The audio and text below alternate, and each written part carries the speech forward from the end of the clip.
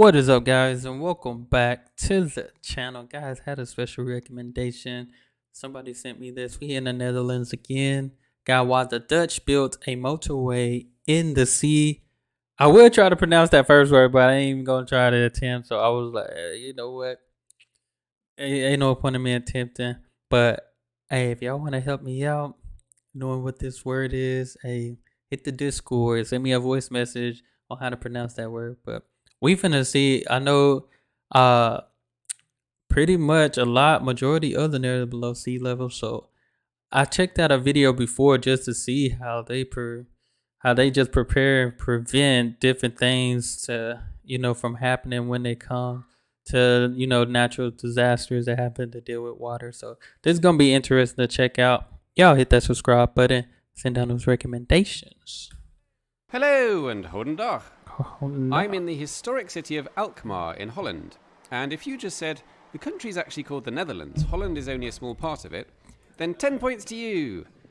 And then minus 20 points because this actually is Holland. Anyway, Alkmaar seems like a great place, but this video is about how I got here.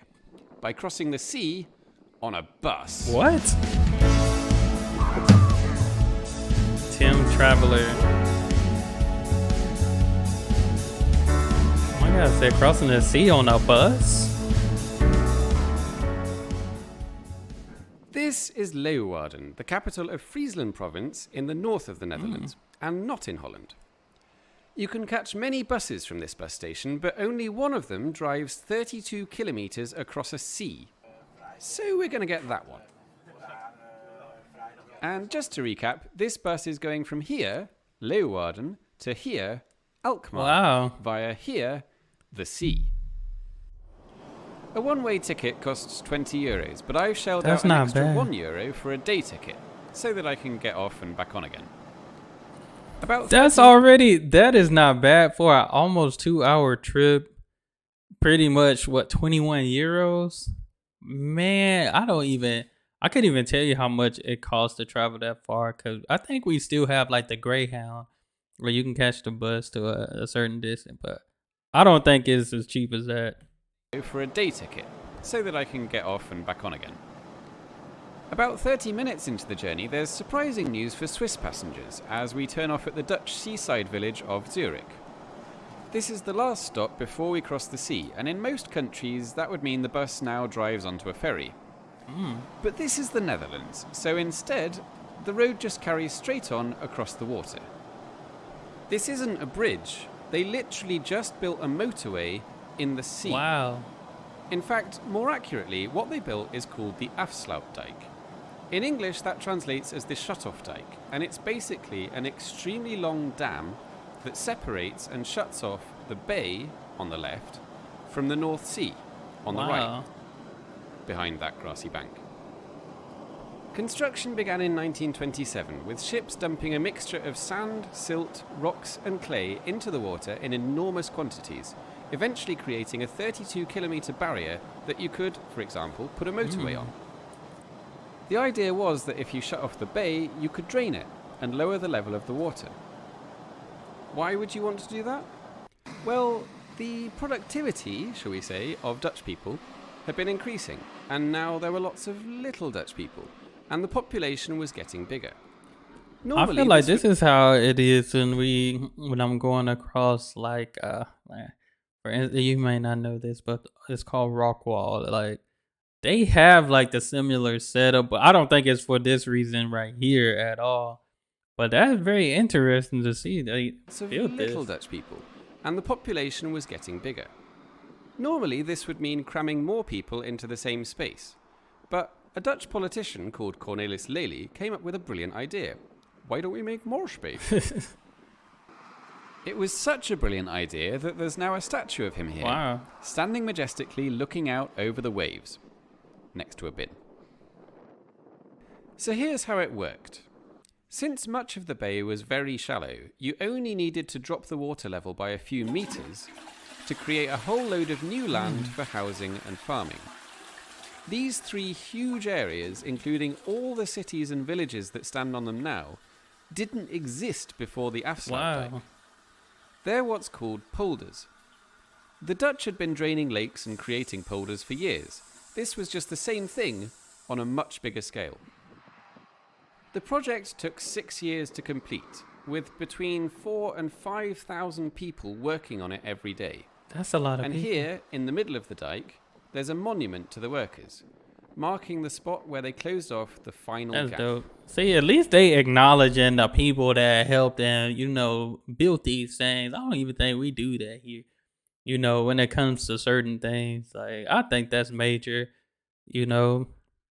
But this is cool. This is really, really cool. And to think some of this stuff wasn't there before, that's amazing. Like, they really just going, like, on top of this water like that. Workers, That's crazy. marking the spot where they closed off the final gap. But more interestingly for me right now, there's also a little cafe here which serves Frisian specialities such as slagers gehaktbal with pindasaus and frietjes. What? Well, I'm sold. Okay, that kind of look good. And I'm pretty sure I burned off most of the calories straight afterwards by climbing the observation tower and hauling this door open. Up here you can see the almost surreal sight of the motorway stretching into nothingness in both directions.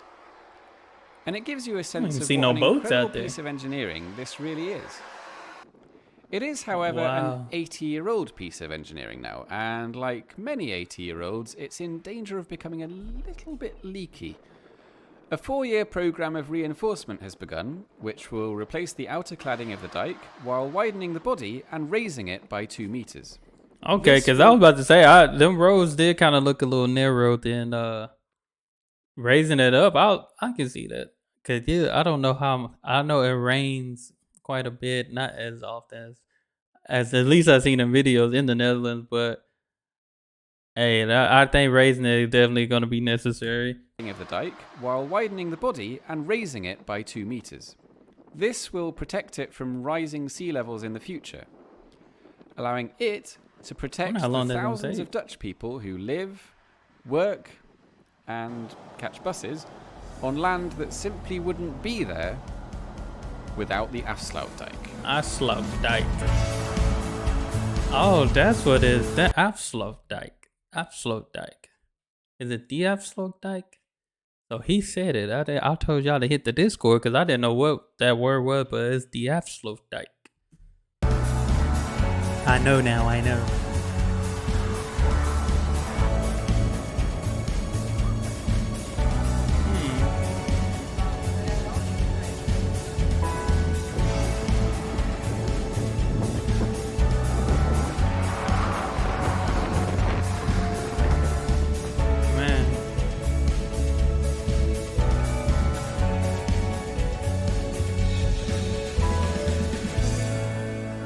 Thanks for watching.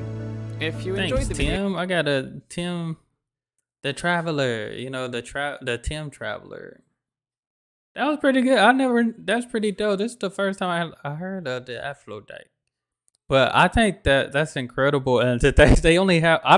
He went to one restaurant. They might have multiple restaurants on there, but I think that's different. Yeah, that's definitely not like. As I was thinking, I was trying to compare it to a road that we usually get on when we hit the highway, but ours is just a bridge. Now that I think it's just a bridge. This is not a bridge at all. But I'm sure if they have to raise it, they might raise it almost like bridge-like, just for the water level, just in case type of thing. But this is cool. That was pretty dope. That was pretty dope to think that it was nothing and slowly but surely started to become something, So definitely appreciate you guys for recommending this one. That's pretty dope. Definitely might have to see this and experience this myself and, catch a bus and ride on it. You know what I'm saying? But that's all I have for this video, guys. Y'all make sure y'all hit that subscribe button. Send down those recommendations. And y'all be blessed, be the best, and be you. I'm out.